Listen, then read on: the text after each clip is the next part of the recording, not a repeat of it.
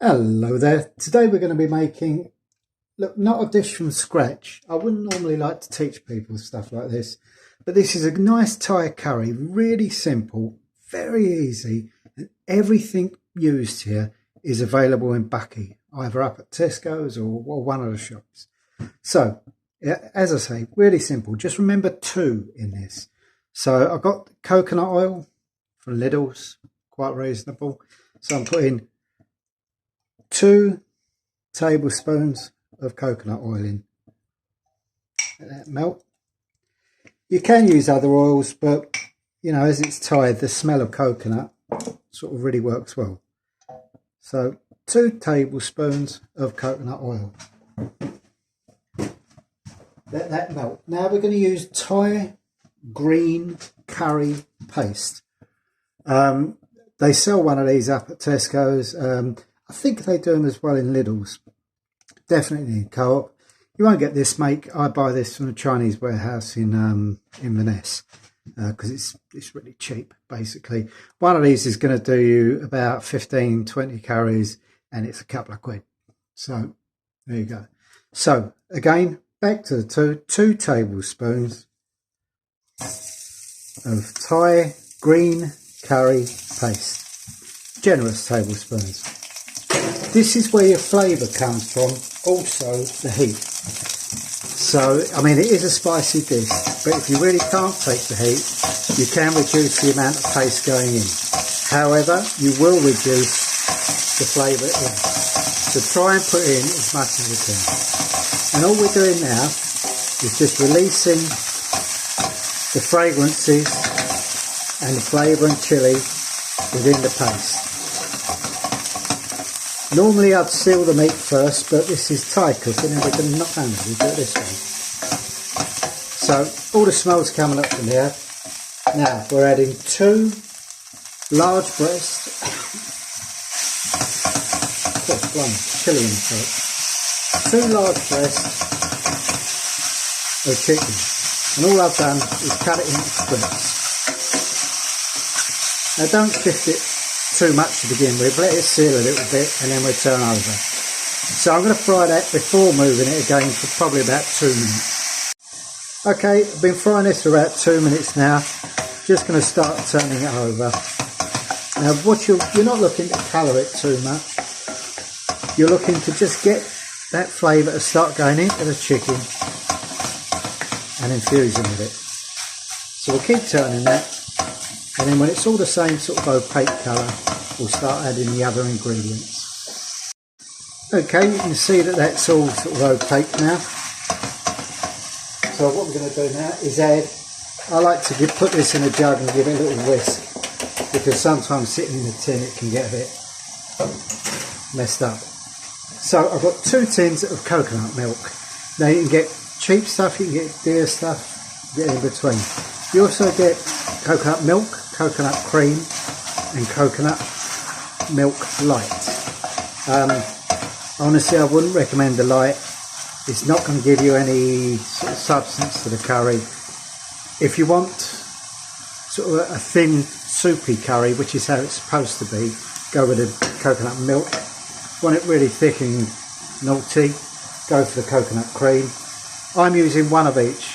1 tin of milk, 1 tin of coconut cream.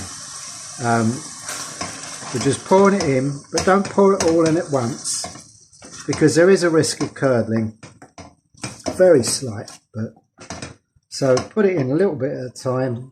As you can see it coming to a boil, then just add the next bit. You keep doing that until it's all in now. Okay, that's all nice now. It's come up to boil. I'll turn the heat down. We're just going to simmer that for a bit. And now we're back to our rule of 2. So if you've got palm sugar, use it. They do it at Tesco's, but it's hit and miss whether it's in stock. So 2 tablespoons of sugar. Palm sugar's better. Granulated sugar will do fine. Now we're going to add an ingredient a lot of people won't want to add because it smells. It's fish sauce. It's made out of fermented anchovies. despite the smell, it's a very pure, salty flavour.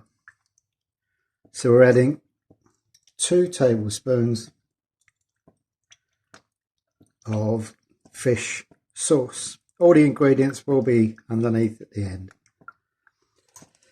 Now in Thailand they don't use salt very much, so they use other things. This dish is using the fish sauce for the salt. That's its saltiness, and then it's balanced against the sugar. All sort of Asian food is based on balancing sweet, sour, hot, mild. Just it's a balance of flavours. So there we are. That's going now. The chicken's cooking. We're not going to stew this chicken forever because it doesn't need it. So I'm putting in just 1 carrot. Use any veg you want in this. I mean, you can get packs of Thai vegetables. They're pretty expensive, to be honest. But any other veg you do. So into there I put 1 carrot. I've got 1 small red pepper, just chopped up roughly. Now I've got a packet of that, you get the mix of cauliflower and broccoli. So I just got a packet of that because it was on special, £1 a pack. Throw all that in, and now we're just going to cook it until the vegetables are tender, which would take, I don't know, 5-10 minutes, if that, really. So we'll leave that cooking. Meanwhile, I'll move this off in a sec, and I'll just show you how to do the rice. I've shown it on a lot of videos, but if you do it this way, it'll always work. So I'll just get the pot. Okay, for perfect rice every time, I'm using a washed basmati rice. That means that the starch has been washed out of it already. Sometimes called easy cook rice or easy cook basmati. You use whatever you want, but this one works beautifully with the Thai curry. So I've got a measure. It's a ½ cup. Now, you know the American ½ cup things.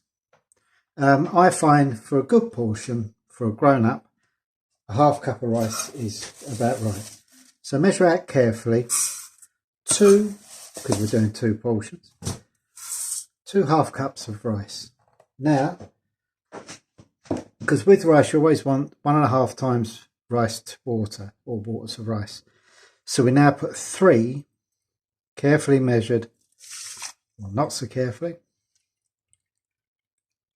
of cold water.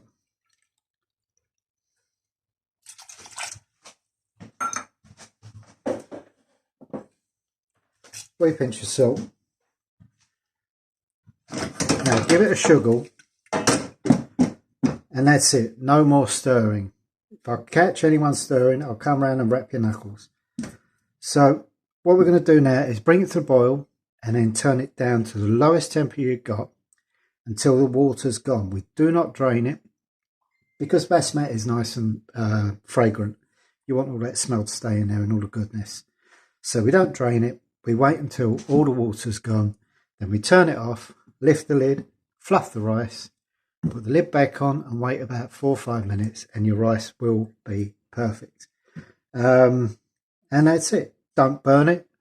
Don't forget you put it on, and don't keep opening the lid, because every time you open the lid, you're letting water out. So that's the rice.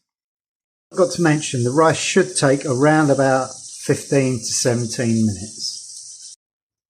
Okay, the curry's cooked. All the vegetables are nice and soft. The flavour's really gone into the sauce. Look, I've used a green curry paste. You can get red curry paste, yellow curry paste, Penang curry paste. They all do the same job. Why would you do it yourself? Because if you go to a restaurant, you're not going to get a portion like this, and it's going to charge you £6-7 a portion plus rice. Here you're looking at a meal, you know, if you were being a bit not too generous, you could get away with 4 people. If you were being like me and the wife, greedy, 2 people, for less than a tenner. Anyway, one last thing. I didn't get this in Buckie. I got it in Elgin today. I was lucky. They had it in Asda's. It's Thai basil. Don't have to add it, but it adds a little almost licorice flavour at the end. It just makes it a little bit groovy. So there you go, that's your Thai curry. Remember, if you don't want it as spicy as that, hold back on the pace a little bit, but don't hold back too much because you'll ruin the dish. So it just remains to bring the rice over now. Hopefully the rice is cooked. It's been 15 minutes. Perfect. So we just fluff it up a little bit. Now, unlike an Indian curry, when you eat an Indian curry, you like to put the rice there and the curry there and your salad, but the Thai kind of eats it differently. It's more like a soupy thing. So put the rice in the bottom of the bowl, like so. Grab the old chicken back.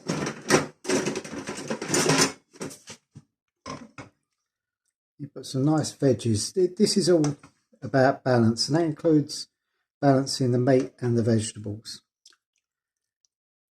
So plenty of nice veggies on there, plenty of chicken, and then lots of sauce. Now, I said at the beginning, they eat it more like a soupy curry, and it's really delicious that way because it's light and flavoursome. It's just really nice way to eat it. It's really important you splash it up the bowl and onto the cooker as well, makes a nice mess. But I'll take a photograph. Do give this a try, really cheap, so simple. You saw me do it, anyone can do this. It's a real treat on a Friday night.